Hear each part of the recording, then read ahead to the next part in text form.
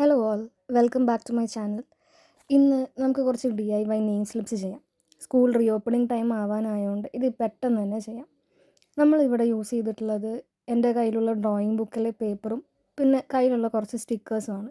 3D സ്റ്റിക്കേഴ്സും ഉണ്ട്. നിങ്ങളുടെ അടുത്ത് ഏത് ടൈപ്പ് സ്റ്റിക്കറാണോ ഉള്ളത് അത് വെച്ച് നിങ്ങൾക്ക് ചെയ്യാം. ആദ്യം ഞാൻ ഡ്രോയിങ് പേപ്പർ സാധാ വെള്ളം വെച്ചിട്ട് ജസ്റ്റ് ഇങ്ങനെ വെറ്റ് ചെയ്ത് കൊടുക്കുന്നുണ്ട്, നമ്മുടെ കയ്യിലുള്ള ബ്രഷ് വെച്ചിട്ട് തന്നെ. അങ്ങനെ ചെയ്യുമ്പോൾ നമുക്ക് കളേഴ്സ് ഇതുപോലെ കുറച്ചും കൂടി സ്മൂത്തായിട്ട് ബ്ലെൻഡായി കിട്ടും. അല്ലെങ്കിൽ ഓരോ കളറും സെപ്പറേറ്റ് നിൽക്കുന്ന പോലെ തോന്നും. പിന്നെ നമുക്ക് ഇഷ്ടമുള്ള കളേഴ്സ് വെച്ചിട്ട് ഇതുപോലെ ജസ്റ്റ് റഫായിട്ട് ബ്രഷ് കൊണ്ട് ഇങ്ങനെ ചെയ്യാം. ഡാർക്ക് കളേഴ്സ് അധികം യൂസ് ചെയ്യാതിരിക്കുന്നതായിരിക്കും നല്ലത്. കാരണം നമുക്കിതിൽ പേരും സ്കൂളിൻ്റെ പേരും അങ്ങനെ കാര്യങ്ങളൊക്കെ എഴുതുമ്പോൾ പെട്ടെന്ന് കാണണം എന്നുണ്ടെങ്കിൽ ലൈറ്റ് കളേഴ്സ് ആയിരിക്കും കുറച്ചുകൂടി യൂസ് ചെയ്യുന്നതും. പിന്നെ കാണാനും കുറച്ചും കൂടി ഭംഗി ലൈറ്റ് കളേഴ്സ് ആയിരിക്കും. ഇനി നിങ്ങൾക്ക് ഡാർക്ക് കളേഴ്സ് യൂസ് ചെയ്യണമെന്നുണ്ടെങ്കിൽ വളരെ ലൈറ്റ് കോട്ടിങ് മാത്രമേ കൊടുക്കാൻ പാടൂ. അടുത്ത പേപ്പറിലും ഞാൻ ഇതേപോലെ തന്നെ ചെയ്യുന്നുണ്ട്. കളേഴ്സ് കുറച്ച് വ്യത്യാസം വരുത്തുന്നു എന്നുള്ളൂ. ഇത് ചെയ്ത ശേഷം പേപ്പർ കംപ്ലീറ്റ് ആയിട്ട് ഡ്രൈ ആവാൻ നമ്മൾ വെയിറ്റ് ചെയ്യണം. കംപ്ലീറ്റ്ലി ഡ്രൈ ആയതിനു ശേഷം ഇങ്ങനെ എന്തെങ്കിലും ചെറിയ സ്റ്റിക്കേഴ്സ് ഉണ്ടെങ്കിൽ നമ്മൾ എഴുതുന്ന കാര്യങ്ങൾ മറയ്ക്കാത്ത രീതിയിൽ ഇത് ഒട്ടിക്കാം. വേണ്ട എന്നുണ്ടെങ്കിൽ ജസ്റ്റ് പ്ലെയിൻ ആയിട്ട് വെച്ചാലും മതി. അടുത്ത നെയിം സ്ലിപ്പിൽ കുറച്ചും കൂടി വലിയൊരു 3D സ്റ്റിക്കറാണ് ഞാൻ വയ്ക്കുന്നത്. അപ്പം നമ്മുടെ 2 നെയിം സ്ലിപ്പ് ഇവിടെ റെഡിയായി. അടുത്ത ലേബിളിന് ഞാൻ കുറച്ച് കർവ്ഡ് ആയിട്ടുള്ള ബോർഡറാണ് കൊടുക്കുന്നത്. ഇവിടെ ഞാൻ കുറച്ച് ഗ്രാസ് വരച്ചു കൊടുത്തു. പിന്നെ ചെറിയ റെഡ് ഫ്ലവേഴ്സും ആഡ് ചെയ്യാണ്. അടിയിൽ ഈ ഗ്രീൻ ലൈൻ ഇങ്ങനെ കൊടുക്കണമെന്നില്ല, കാരണം നമ്മൾ ലാസ്റ്റ് ബ്ലാക്ക് സ്കെച്ച് വെച്ച് ചെയ്യും. ഈ റെഡ് ഫ്ലവേഴ്സ് ഇങ്ങനെ കൊടുക്കുന്നിടം വരെ ഇത് കാണാൻ കുറച്ച് ഭംഗിയുണ്ടായിരുന്നു. പക്ഷേ ഞാൻ ഇടയിൽ വെച്ചിട്ട് ഫ്ലവറിൻ്റെ സ്റ്റെമ്മിന് ബ്ലാക്ക് കളർ കൊടുക്കാൻ വേണ്ടി നോക്കി. ഒരു ഫ്ലവറിന് അത് കൊടുത്തുകൊണ്ട് ഞാൻ ബാക്കി എല്ലാ ഫ്ലവേഴ്സിനും അത് കൊടുത്തു. പക്ഷേ അതില്ലാതായിരുന്നു കുറച്ചും കൂടി ഭംഗി കാണാൻ. അടുത്ത ലേബിൾ ചെയ്യാനായിട്ട് ഞാൻ ബ്രഷ് വെച്ചിട്ട് വളരെ സിമ്പിളായിട്ടുള്ള ഒരു കാര്യമാണ് ചെയ്യുന്നത്. ബ്രഷ് ഇതേപോലെ റൗണ്ട് ചെയ്യാൻ നോക്കുന്നു. ഇതുപോലെ നമ്മൾ മൾട്ടി കളേഴ്സ് വെച്ചിട്ട് ഇതേ കാര്യം ചെയ്യാണ്. നിങ്ങൾക്ക് ഇഷ്ടമുള്ള കളേഴ്സ് ഇവിടെ യൂസ് ചെയ്യാം. പിങ്കും യെല്ലോ ഒക്കെ എനിക്ക് കുറച്ചുകൂടി ഇഷ്ടമായതുകൊണ്ട് ഞാൻ ആ കളേഴ്സ് യൂസ് ചെയ്യുന്നതേ ഉള്ളൂ. നമ്മളിവിടെ വാട്ടർ കളേഴ്സ് യൂസ് ചെയ്യുന്നതുകൊണ്ട് കംപ്ലീറ്റ്ലി ഡ്രൈ ആയതിനു ശേഷം മാത്രമേ ഇതേപോലെ കാര്യങ്ങളൊക്കെ എഴുതാവൂ. ലാസ്റ്റ് നമുക്ക് ബോർഡറും കൂടി വരച്ച് ഇത് കട്ട് ചെയ്തെടുക്കാം. അപ്പോൾ ഇതാണ് നമ്മുടെ അടുത്ത ടൈപ്പ് നെയിം സ്ലിപ്പ്. നിങ്ങൾക്ക് ഇഷ്ടമുള്ള പല കളേഴ്സ് വെച്ചിട്ട് ഇങ്ങനെ ഒന്ന് ട്രൈ ചെയ്ത് നോക്കാം. ഇനി ഏറ്റവും സിമ്പിളായിട്ടുള്ള നെയിം സ്ലിപ്പ് ചോദിച്ചാൽ അത് ഇതായിരിക്കും. ഇങ്ങനത്തെ സ്റ്റിക്കേഴ്സ് ഉണ്ടെങ്കിൽ ഇത് ലേബിളിൻ്റെ 4 സൈഡ് ഒട്ടിക്കാം. ഇതിന് പകരം നിങ്ങൾക്ക് വാഷി ടേപ്സും യൂസ് ചെയ്യാം. ചെയ്ത എല്ലാ നെയിം സ്ലിപ്സും വെച്ച് എനിക്ക് ഏറ്റവും ഇഷ്ടപ്പെട്ടത് ഈ ഡിസൈനായിരുന്നു.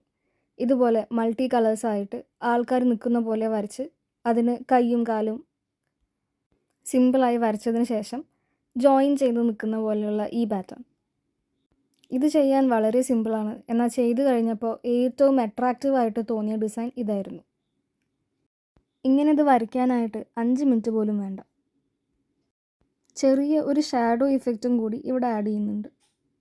അങ്ങനെ നമ്മുടെ അടുത്ത ടൈപ്പ് നെയിം സ്ലിപ്പും നമ്മളിപ്പോൾ ഉണ്ടാക്കി കഴിഞ്ഞു.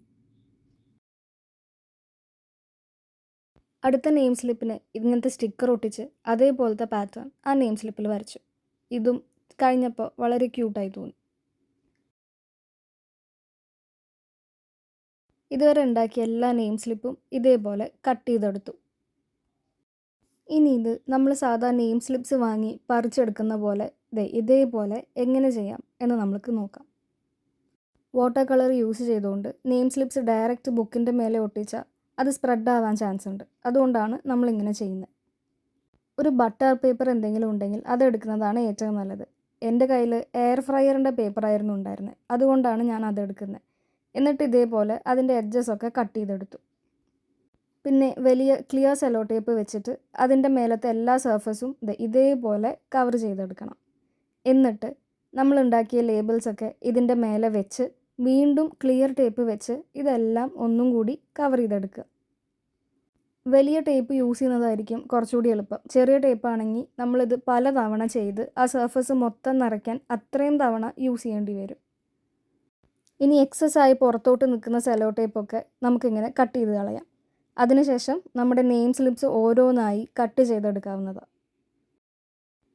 കട്ട് ചെയ്ത നെയിം സ്ലിപ്പിൻ്റെ ബാക്കിൽ നിന്ന് ബട്ടർ പേപ്പർ സെപ്പറേറ്റ് ചെയ്തെടുത്താൽ നമുക്കിത് ഡയറക്റ്റായി ബുക്കിൻ്റെ മേലെ ഒട്ടിക്കാം.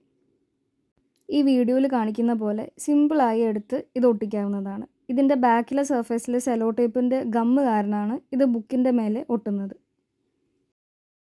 3D സ്റ്റിക്കേഴ്സ് മാത്രം യൂസ് ചെയ്തിട്ടുള്ള ലേബിൾസ് ആണെന്നുണ്ടെങ്കിൽ നമുക്കിതുപോലെ മേലെ സെലോ ടേപ്പ് വേണമെന്നില്ല. നേരെ ലേബിളിൻ്റെ ബാക്കിൽ ഗമ്മ് വെച്ചിട്ട് ബുക്കിൻ്റെ മേലെ ഒട്ടിക്കാവുന്നതാണ്. വാട്ടർ കളേഴ്സ് ഇല്ലാത്തതുകൊണ്ട് അത് സ്പ്രെഡ് ആവുമോ അങ്ങനെയൊന്നും ഉണ്ടാവില്ല. ഈ നെയിം സ്ലിപ്പിൽ 3D സ്റ്റിക്കറും വാട്ടർ കളറും ഉള്ളതുകൊണ്ട് ഞാൻ വാട്ടർ കളർ വന്നിട്ടുള്ള ഭാഗം സെലോ ടേപ്പ് കൊണ്ട് കവർ ചെയ്ത് അത് ഡയറക്റ്റ് ബുക്കിലേക്ക് ഒട്ടിക്കുകയാണ്.